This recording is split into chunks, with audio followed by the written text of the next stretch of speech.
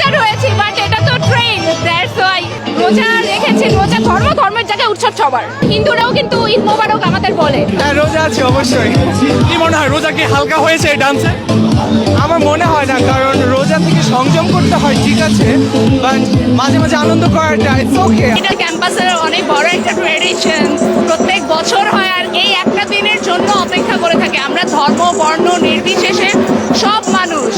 যদি আমরা মানে ধর্মের চিন্তার বাইরে অন্য যে কোনো সাম্প্রদায়িক বা যে কোনো চিন্তার বাইরে যদি আমরা চিন্তা করি, এটা আমরা আমাদের নিজেদের একটা উৎসব হিসেবেই আমরা আসি আর এই একটা দিনের জন্য সারা বছর অপেক্ষা করি। খুবই ভালো লাগছে। আমি হচ্ছে এবার অনার্স ফাইনাল ইয়ারে, তো মানে চলে যাবো কিছুদিন পরে ক্যাম্পাস থেকে, তো ভালো লাগছে। খুবই ভালো, খুবই ভালো। এটা হচ্ছে আমাদের প্রত্যেক বছর আমরা এটার জন্য ওয়েট করি, আমাদের এরকম রং উৎসব হবে।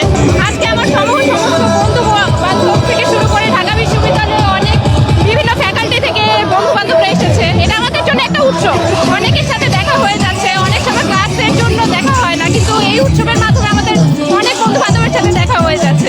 আজকের ওয়েদারটা খুবই ভালো, পারফেক্ট রং উৎসবের জন্য। অতিরিক্ত গরম না, কিন্তু সমস্যা হচ্ছে রোজা, এটা একটা সমস্যা। হ্যাঁ, রোজা রয়েছি বাট এটা তো ট্রেন, দ্যাটস ওয়াই অংশগ্রহণ করা।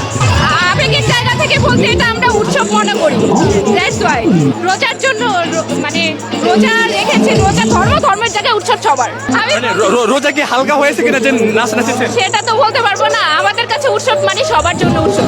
এখানে